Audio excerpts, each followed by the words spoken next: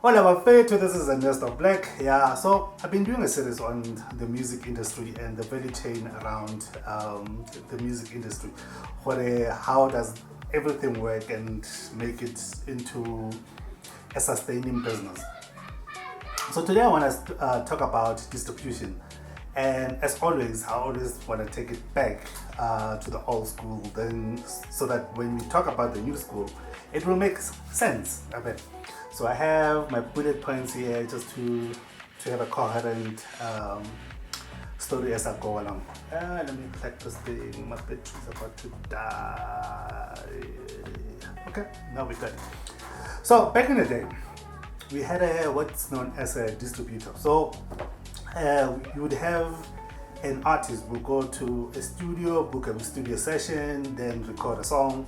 After recording the song or recording the entire album, what next that usually happens is you get the CD or the album mixed and mastered, and after mixing and mastered, you send that master to a pressing it's called a press, where they press CDs. It's either they press the CDs or they press the vinyls for you, or they record the cassette for you.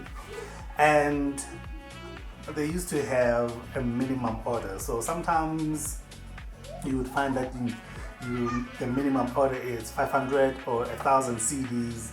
Then after they're pressing those CDs or those vinyls, then they give it to you as boxes. Then you have the entire stock for you. It will sit in your garage. So if you don't find a distributor, that stock will sit in the garage, will sit wherever you want to put it.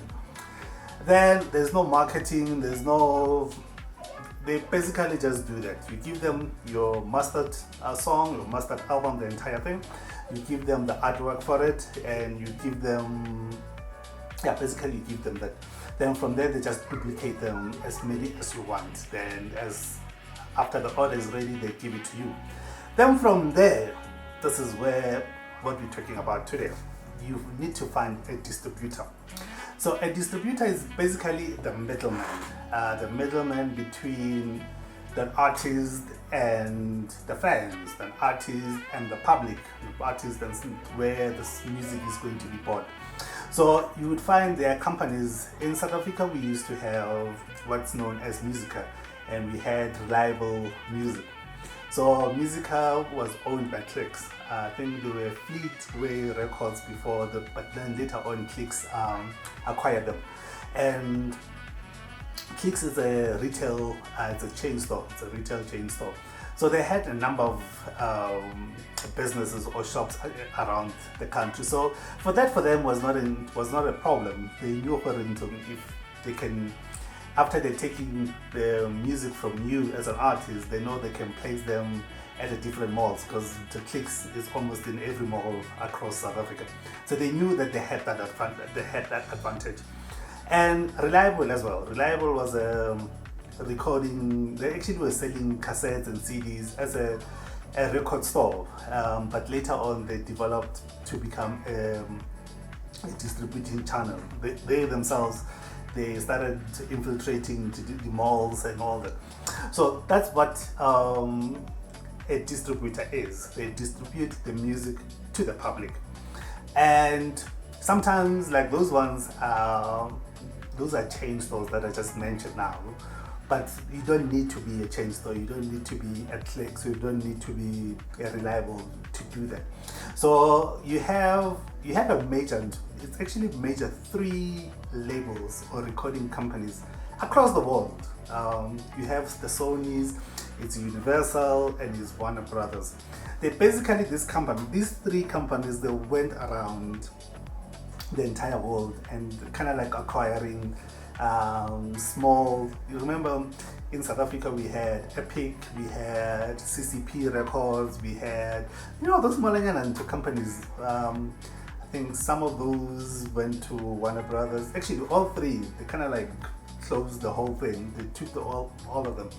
And if you're in Britain, the Virgin is still there, the Virgin Records, and it's still prominent. And I see that even in South Africa now, the Virgin Records has a deal with Downtown Music. That's my publisher that I'm using. So I've seen they've sent emails just telling us, oh, okay, now Virgin is part of the scene. So when you release or you publish through us, you have Virgin as an access to that. So those people, the distributors, they will go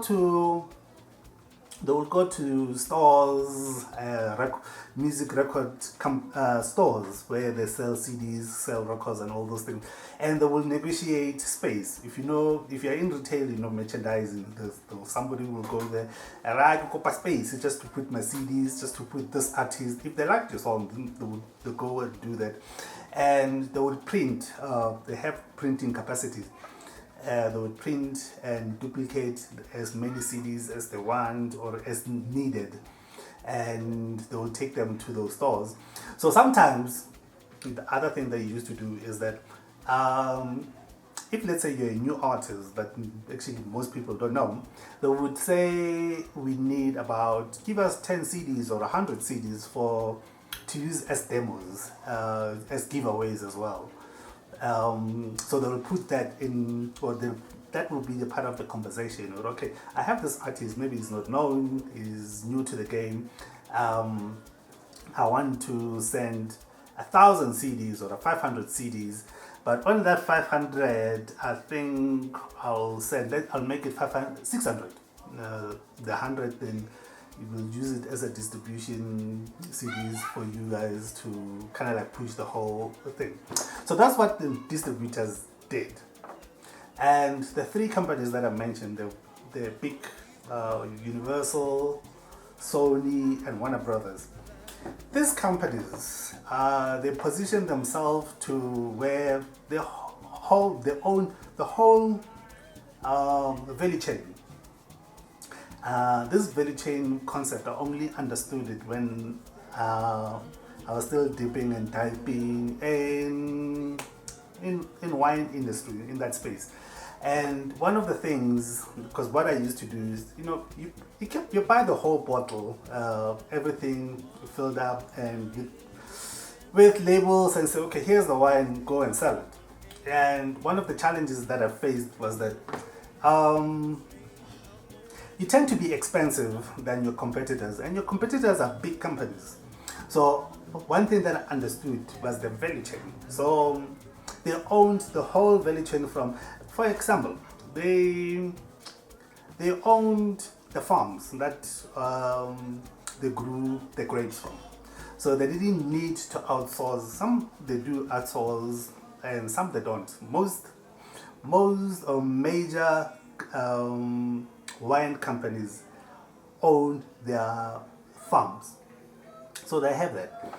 Then, because if, let's say, you buy a bunch of grapes, let's say you buy a crate for maybe 1,000 rand, or the whole consignment for whatever price it is, then you don't need to pay that 1,000 because you grow your own. That 1,000 comes back to you. Then the next thing, then you have the distillers.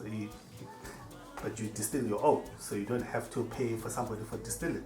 You don't have to pay for somebody for bottling and packaging and everything. So if you own that, so basically you get money from the farm, from the crops, you get money from distilling, you get money from packaging and warehousing and transportation. I remember there's a guy who charged me 40K. This was during the lockdown. He charged me 40K to transport from Cape Town to Joburg, and it sounds like a lot, but it's not far from the normal price they would charge. So it's similar with what these guys are doing. So they own studios. So if you want studio time, they'll make an artist pay for studio time, which is their own studios. And they have engineers, they have everything. They charge you, and as you pay, or later on is going to come from your royalties, depending on what kind of contract you have with them. But you basically pay for every service that they are offering, which they're doing indoor. whatever you call that. So they do that. So even with distribution, they have networks and business partners with almost everybody within the industry. So they know if let's say you need a photographer, chances they have their own photographers, and so they do the whole thing, and they're gonna charge you. So that's what these big three are doing, and you cannot really kind of like replace them or outdo them, because they made sure that's already the whole industry like that. So now in the digital, this was old school. So now in the digital era, they don't call them distributors anymore. Now they are called aggregators, and they essentially do the same thing. So the only difference is that with distributors, they used to distribute physical CDs, physical cassettes, physical vinyls. These ones, they just send your digital song with metadata. Usually it's a document, it's a Word document, or it's a Notepad document, and they also send what's known as what's this? I just lost the train of thought. So yeah, let's start again. So they send a song, they send metadata. Within the metadata is your RCS codes. If you don't have, they will generate them for you. And I also did a video not so long ago when we were doing all of this to explain what IRCS codes are and what are they used for. So that's what they will do. So now the next thing that I want to move to, let me check. Yeah.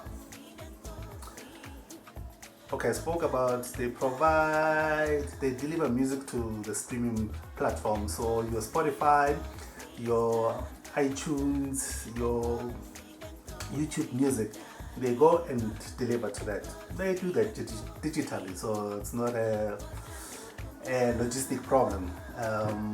Just basically uploading and all that. And they don't fund you. If let's say you want a music video, that's not their baby. If let's say you want to do recording studio time, that's not their baby. If you want somebody to fund you, you go to Sony, Universal. Those ones, they'll fund you, but the money will come back some way or another. They'll find a way to get their money back. Actually, they will when your royalties starts kicking in, they will start with it. Okay, remember we did a studio time. Our studio time was this, so pay that. And by the time you get your money, that's why most artists complain, well, I'm just working for free. But they never know one thing they never understood. Okay, that time you were in studio, it was not a free time. They were charging. That time they were shooting a video, they were charging. But yeah, that was the difference between the old school and the new school. And so you have your big aggregators today. It's TuneCore. It's one of the oldest. I think it's over 10 years. Actually, most of them are over 10 years old. You have Dito from UK. You've got DistroKid. I think DistroKid is the new kid on the block. And I think even the name is appropriate. Even the structure appeals to kids and the new kids in the block. I'll just go through what they offer and all that. And okay, Dita mentioned, and you have a new block on the block, which is Tall Rex from South Africa, and it's owned by Nasty C. So apparently this took them over a year to come up with. It's basically a music platform aimed for African artists. It's an app-based one, and it's a mob. Okay, because I went to his masterclass last week, so that's how I knew about this, and that's how I even put it in this video.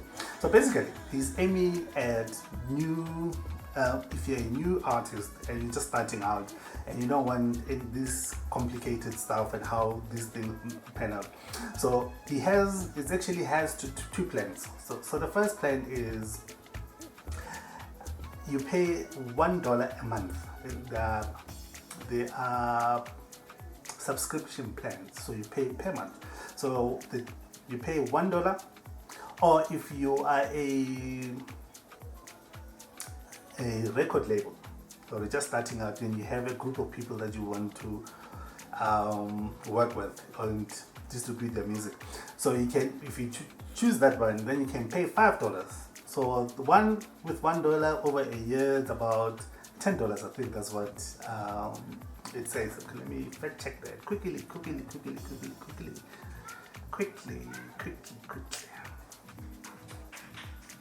I wrote it down somewhere here.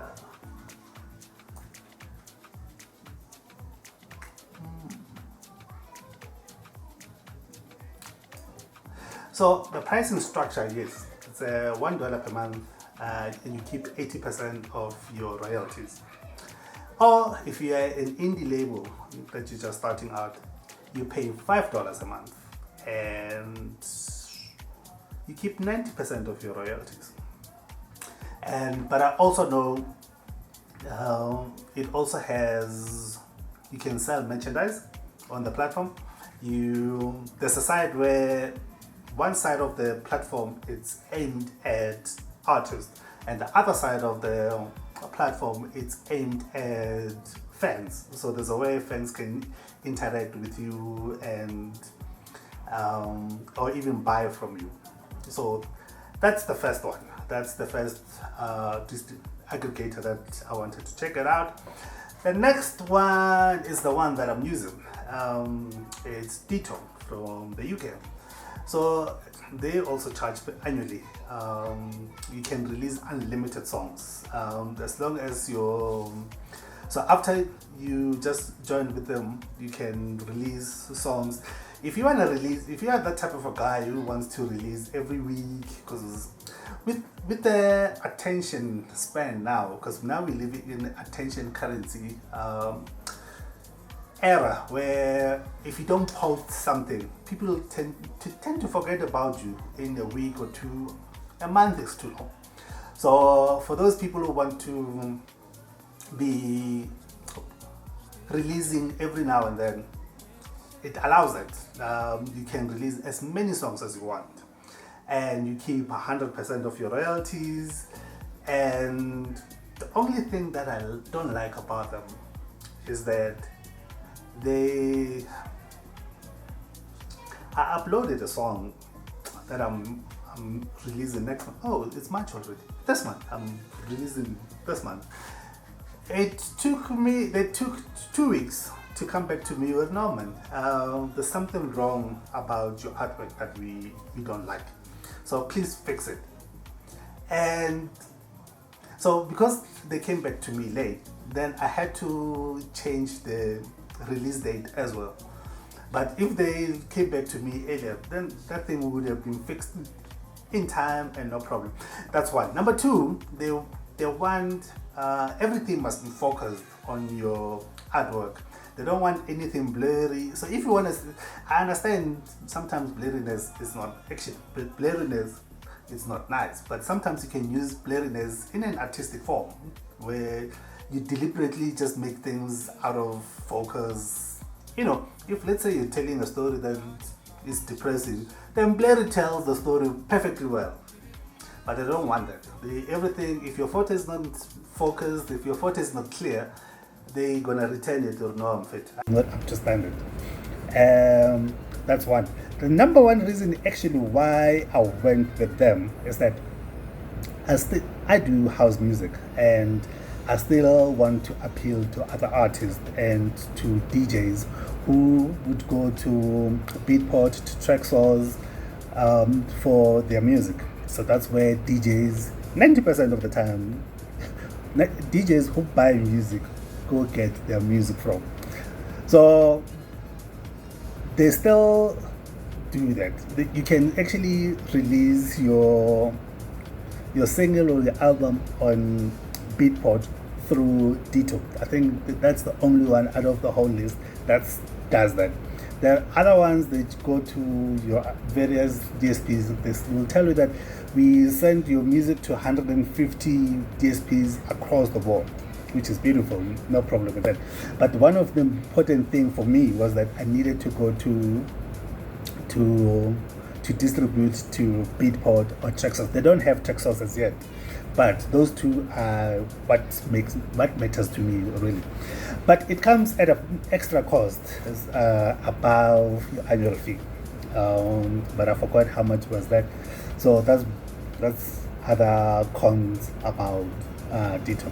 But other than that, I'm happy with them. Then you have DistroKid. So DistroKid it's an annual as well. You pay annual subscription, and you have unlimited uploads. So you can release as many songs as you want. And like I said earlier on, you keep your 100% royalties. So, like I said earlier on, so if you want to release every week or remember there was a time when Kanye was still coming up and was still building his brand, he had this thing where he had Good Friday, where 90% of music is released on a Friday, something from way back. So traditionally, we know if you want to release a song, an album, the best time to release is Fridays, something carried over years. But Kanye had this concept of Good Fridays, where he will make a beat kind of like weekly. Then next week Friday, he wouldn't release it on your traditional way of releasing songs. He will release it on YouTube or on social media. But he had that going on. Then later on, I know Timbaland joined. I think Timbaland had Wednesdays.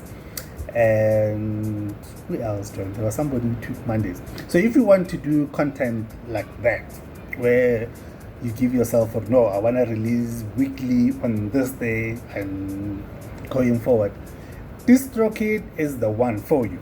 DistroKid, they release in 3 days, 72 hours. You can upload your song today. In 72 hours, the world will see it. And of course, they'll start with the ones that everybody knows, everybody has access to it. Then later on, they'll build up to 150, the one that will tell you it's 150 to go. So that's DistroKid. So how much is DistroKid? DistroKid, it would be, I see Ditto here. So Ditto is $19 a year. So this $340. And Distro charges, let me check. I forget that I have internet here. DistroKid price.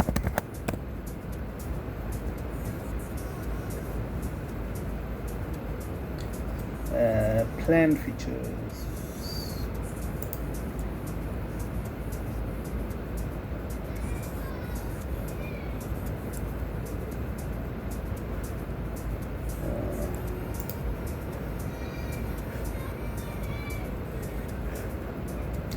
Dude, I want to know how much. Don't tell me whatever you tell me.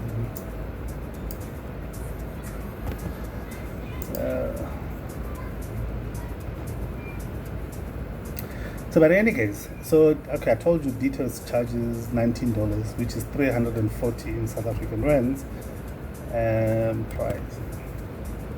And Ditto is $25 a year. Yeah, $25. $25. And the other one, which is this one, is an old school one. It's TuneCore. TuneCore still use old school type of distribution. So they have a tier plan, and So the cheapest one is free, and you have $50 for a year. So when you release, they charge per release, and it's not like this other one where it's unlimited release. Every time you release a song, every time you release an album, they charge. But they are very professional. That's one thing. The pros, okay, it says they have a professional analytics, and they'll give you the breakdowns. They'll have a split sheet, proper split sheet. Even Ditto has a proper split sheet. So if, let's say you're featuring somebody, you just put their names, and you put, if you have access to their account numbers, then you can put their account numbers there. And when the royalties come in, they'll give to you the producer, they'll give the producer's money, and they'll give the vocalist, whatever, however everything is broke down. They will do that without the other guys even knowing about it. You only know when, maybe when something doesn't work out, that's when you know what I am, and something is not really, it's not, I think demands, that's the good thing.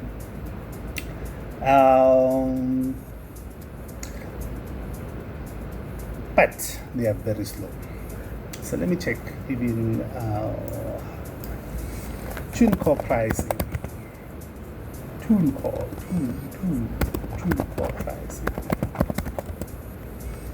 in South African.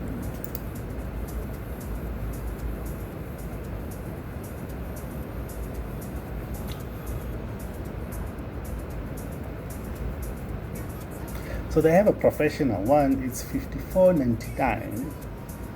They have a breakout artist, which is $45. Oh, it's in dollars, by the way.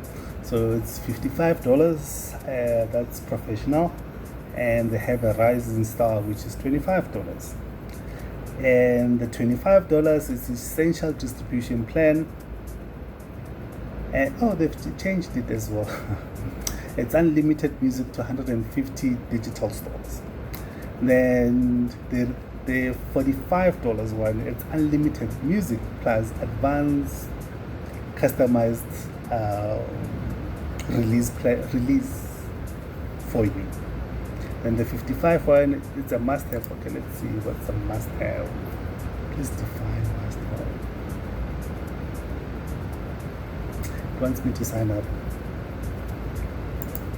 So anyway, so those are your aggregators. Those are your big aggregators. The other ones, the CD Baby is still in the game that you can consider. But I think at this economy, that will work best. It's DistroKid. Even though I went with Ditto, I think DistroKid makes sense to a lot of artists who are still breaking out, who still wants to release consistently every week, and also as well like that. I'm interested. Ditto, if you are more established artists, Ditto works perfectly well. Even TuneCore works perfectly for established artists.